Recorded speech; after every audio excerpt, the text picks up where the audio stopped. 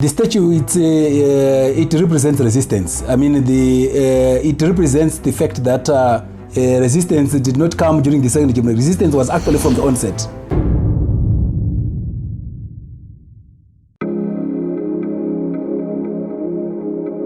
Mbuya Nehanda is a spirit medium. And then there's Mbuya Nehanda, the person, Charwe. And then there's Mbuya Nehanda, the first one, Nyamita. And then there is an intermediate Mbuya Nehanda between them. And then there is another Nehanda who actually accompanied the freedom fighters of the second Chimrenga to Mozambique. And their name was Kawanzarua. So there are a lot of the physical Nehanders, but they remain one person in spirit, which is the Mbuya Nehanda, the spirit which we all know about. So whether it's Nyamita, the other one Charwe, Kawanzarua, they are all Mbuya Nehanders in spirit.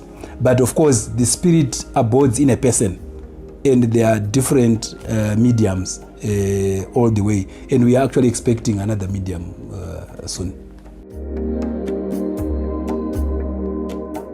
The statue, it represents resistance. It represents the fact that resistance did not come during the second regime. Resistance was actually from the onset.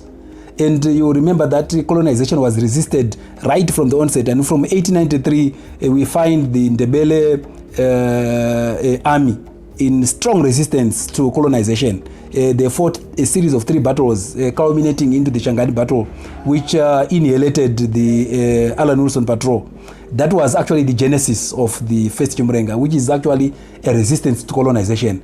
And Mbuya Nehanda and the other rest of the people who then fought this or prolonged this first Chimrenga right up to the time of your execution in 1898 was just epitomized the resistance, but its genesis was right from the beginning in 1893.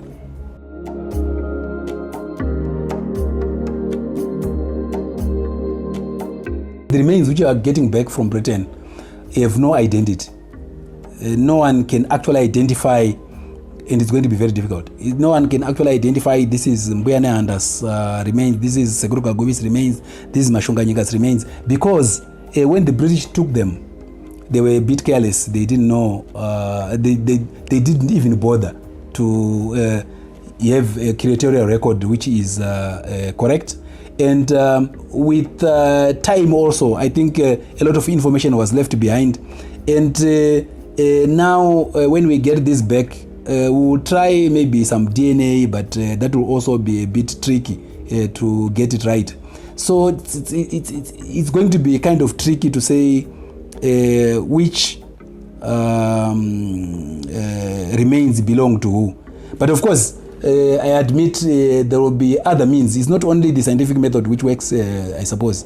There are spiritual ways of trying to identify some of these remains. And I think Zimbabwe will leave no stone unturned to try and identify, to have a positive identification of the remaining remains whenever we are ready and they are given back to us.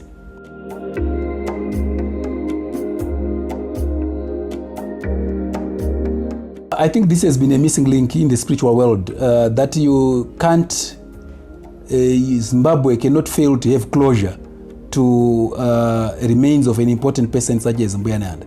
So in the spiritual world, I think this has always been a begging question to say, okay, where are the remains of Mbuya Nehanda?